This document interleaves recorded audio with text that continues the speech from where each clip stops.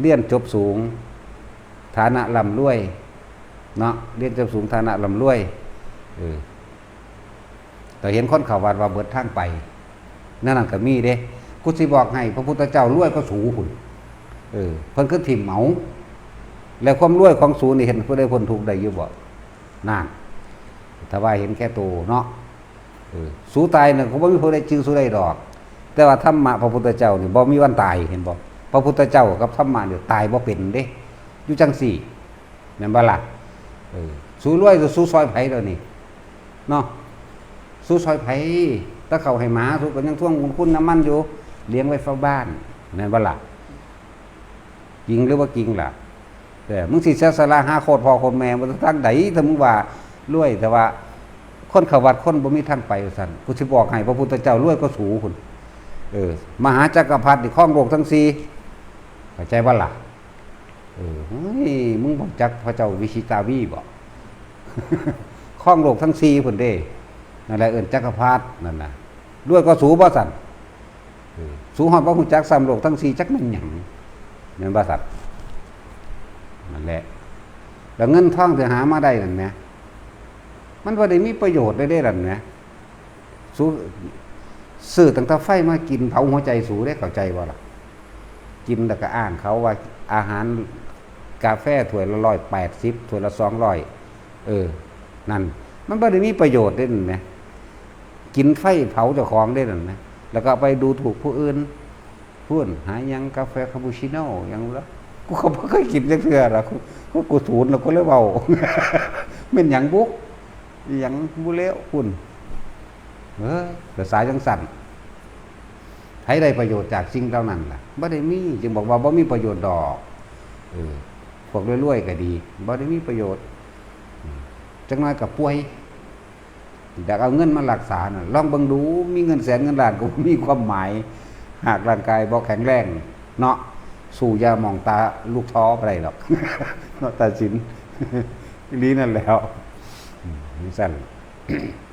แล้วมึงป่วยสงเงกดูมึงสิคิดพอหยังบัดเอาเงินหลายๆเอาแต่มึงซื้อสุขภาพมึงขึ้นมาได้แต่ถ้ามานี่สามารถสุขภาพแข็งแรงได้จนตายสู้บ่ได้แข็งแรงจนตายดอกนาลองเบิ่งแต่หน้าตายเสมอกันเด้แต่ว่าความสุขความทุกข์อันใดมันสิมากกว่ากันต่างหากล่ะนั่นแหละอย่าประมาทหลายสู้บ่เคยขึ้นสู่ห้วงอวกาศ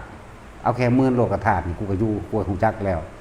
เหลือมาเบิ่งในโลกจักกูอยู่หม่องใดของโลกจักโลกกูอยู่ไสพร้อมมันไม่ธรรมดาเด้สูบ่ทันได้เคยขึ้นไปฮอดปานนั้นซ้ำมาหาดูถูกคนว่าคนบวชนี่คนบ่มีทางไปคนเบิดปัญญามึงบ่เบิ่งบ่ถ้าญาติเศรษฐีเท่าใดล้านพันล้านแสนล้านเขาคือสละออกมาบวชได้มึงได้เสี่ยวกับผู้นั้นหรือบ่หลวงพ่อปริปุณโญนั่นเห็นบ่ล่ะจังซั่นแล้วเสี่ยวเขาบ่อันที่ว่าวานด้วยพระกำกานั่นมันบ่แม่นรวยได้สายจังซั่นทุกข์กันนั่นทุกข์นี่จักก็ล่ะลองมึงรู้มึงสื่อความป่วยได้อยู่บ่มึงสื่อความบ่ให้มันป่วยได้บ่แม่นบ่ล่ะมึงสื่อความตายได้บ่ล่ะแล้วมึงสื่อเอาความทุกข์ออกเบิดแล้วเหลือแต่สุขอย่างเดียวได้บ่เอ้าบ่มีทางมึงป่วยคือเก่ามึงก็ตายคือเก่านั่นแหละนั่นแหละคนที่รวยกว่านั้นก็บ่ที่เขาสละออกมาบวชนั่นน่ะเบิ่งในไปหยังภาษามีเงินนั่น 2-3 ล้านโอ้ยสายขี้ดังเท่านั้นนึงก็กล้าอ้างแล้วก็ไปดูถูกผู้อื่นหัวเราะเยาะคนเขาวัดว่าบ่มีปัญญาว่าซ่านเขาทิ่มตำแหน่งอีหยังมาเนี่ยเพราะว่าเขาเห็นของจริงแล้วเขารู้แจ้งโลกหมดแล้วมีแต่สูแล้วทางดำมืดลงไปอย่าหาเว้าบ่มีปัญญาเฮ็ดแล้วก็เลยแม่นบ่ซัดบางคนตำแหน่งบักใหญ่ลาออกจากตำแหน่งเงินบักหลายทั้งยศถาบรรดาศักดิ์ทั้งรวยเด้แม่นบ่ล่ะมีอำนาจในการข่มเหงคนก็ได้แต่ว่าเขาคือบ่ข่มนะเขาคือออกบวชได้จังซี่แหมที่หนึ่งเลยเฮายกขึ้นให้คือพระพุทธเจ้าอยู่แล้วอีก7มื้อสิได้เป็นมหาจักรพรรดิเด้นั่นน่ะครองโลกทั้ง4เป็นหยังคือเอาถิ่มได้นั่นจังซั่นแหมนั่นแหละอย่าหาประมาทใดแล้วความรู้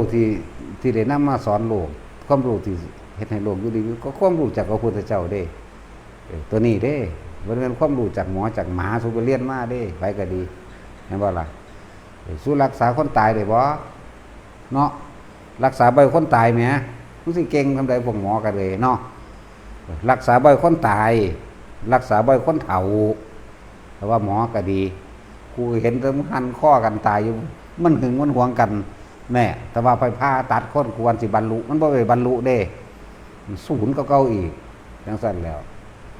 นั่นแหละถ้าปราศจากความจริงคือธรรมะที่พระพุทธเจ้านำมาแสดงแล้วอิหยังก็บ่มีความหมายหรอกรวยก็รวยมาเผาตัวเองเผาตัวเองเผาพอจังดูถูกคนนั้นดูถูกคนนี้ดูถูกพระสงฆ์องค์เจ้าพร้อมเด้บ่ธรรมดาเด้นักก็เก่าเด้นั่นน่ะสิมีหยังบ่ได้มีประโยชน์จักเม็ดเด้นั่นรวยๆนั่นเนาะสิได้มันเอาไปซอยไผแล้วความรู้คนที่ว่าเรียนสูงๆสิได้สุสอนให้ผู้ใดไปนิพพานใดอยู่บ่พ้นทุกข์จริงๆได้อยู่บ่รู้พวกที่อวดอ้างว่าเจ้าของเรียนหมอเก่งจังซั่นจังซี่สู้คือบ่รักษาไว้บ่ให้คนตายซั่นรักษาบ่ให้คนป่วยเลยแหมได้บ่เนาะจังซั่นแล้วถ้าให้กูเว้าสุดเด้สู้คือบ่รักษาพ่อกับแม่สู้บ่ให้ตายซั่นเนาะซ่อมเราขึ้นมาให้เป็น20 ปีเบิ่งดูเนาะจังซั่นแล้ว